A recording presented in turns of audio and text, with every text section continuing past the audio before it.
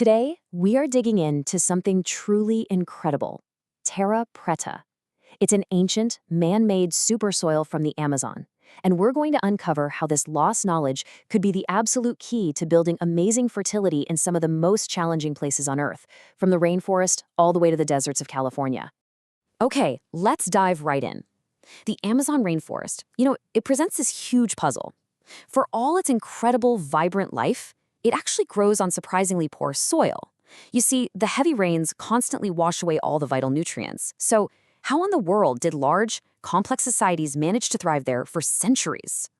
Well, the answer is hiding in plain sight, in these scattered patches of this incredible, man-made terra preta, which just means black earth. While all the surrounding soil is pale and sandy, these areas are dark, they're rich, and they are just teeming with life. And the craziest part?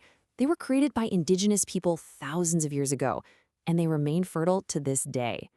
So the big question is, how did they do it? The answer to this ancient mystery, believe it or not, comes down to one deceptively simple, yet incredibly powerful ingredient that was the absolute backbone of this super soil. The secret is something called BioChar. Now, hold on. This is not the same thing as the briquettes you use for your barbecue. Those can actually have toxic glues in them. No, this is a special kind of charcoal made through a process called pyrolysis. You can think of it as basically cooking organic matter in a low-oxygen environment. This slow smolder creates this incredibly stable, carbon-rich material. So, how does this stuff actually work? Well, as you can see, biochar's structure is incredibly porous. All those microscopic nooks and crannies make it a nutrient sponge, holding on to things like nitrogen that would normally just wash away. It's also like a 5-star micro-hotel for all the beneficial bacteria and fungi your soil needs. And get this, it's a water reservoir. This is a total game changer in dry climates like the California desert. And finally, it's a carbon time capsule, literally locking carbon into the soil for thousands of years. This ancient solution couldn't be more relevant than it is right now. When we take a hard look at the challenges facing our modern food systems, the wisdom of Terra Preta becomes crystal clear. Today, a lot of industrial farming practices really degrade soil health. They often treat soil like it's just some dead medium that you have to prop up with synthetic fertilizers. And that can just deplete organic matter and harm the delicate soil ecosystem.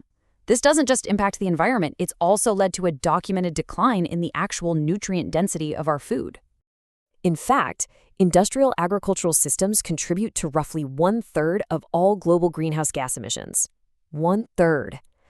Regenerative practices, like the ones inspired by Terra Preta, they offer us a powerful way to reverse this trend by turning our farms and our gardens from carbon sources into carbon sinks.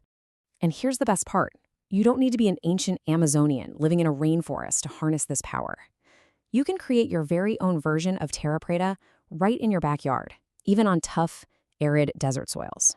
But first, a critical warning. This is the #1 mistake that beginners make, and it is the most important takeaway for anyone who wants to try this. You absolutely cannot just dump raw biochar into your garden. Remember how we called it a nutrient sponge? Well, an empty sponge is incredibly thirsty. If you put raw or uncharged biochar into your garden, it will immediately suck up all the available nutrients from the surrounding soil. It'll literally starve your plants in the short term. You have to charge it or fill up that sponge first. So here's the simple 4-step process. And this is especially for those of us working with dry desert soils. First, get your biochar. Second, crush it down to increase the surface area. Third, and this is the most important part, you have to charge it. And fourth, you mix that charged biochar into your soil, aiming for about a 5 to 10% concentration. And this shows the 2 main ways to get that all-important charging step done. Method A, that's the slow and steady approach. You just mix it into a fresh compost pile and let it all mature together. Method B is more like a quick charge. You just submerge the biochar for a few days in a nutrient-rich liquid, like compost tea. But this isn't just about your individual garden. It's really about building a resilient local ecosystem. So how do communities do this with a slow-growth mindset, avoiding exploitation? It starts right here, sharing seeds that are adapted to your local climate, organizing workshops, and sharing tools and knowledge. This kind of grassroots approach builds community durability and shared success right from the ground up. But look, this is about so much more than just growing a better tomato. Creating healthy soil sets off this powerful ripple effect that touches everything, from our climate all the way to our own personal well-being. Research is now making an undeniable link between the health of the soil microbiome and our own gut health. Healthy, living soil produces food that is dense in minerals and beneficial compounds. And when we eat that food, it nourishes our own internal ecosystem, influencing everything from our immune system to our mood and even our mental clarity. By regenerating the ground, we are literally laying the foundation for our own health and longevity. Let's just pause and think about that for a second. This isn't some short-term fix you have to apply year after year. Biochar is incredibly stable. When you build this kind of soil, you are making a permanent investment in fertility and resilience for generations to come. And the impact, it just scales up. By improving our local soil, we're taking a tangible step towards solving some of the world's biggest challenges. We're sequestering carbon to help fight climate change. We're improving water retention, which is critical in drought-prone areas. We're strengthening local food security, and we're building more resilient communities. Ultimately, this ancient wisdom gives us a choice. We can continue with systems that deplete our most precious resources, or we can become active participants in regeneration.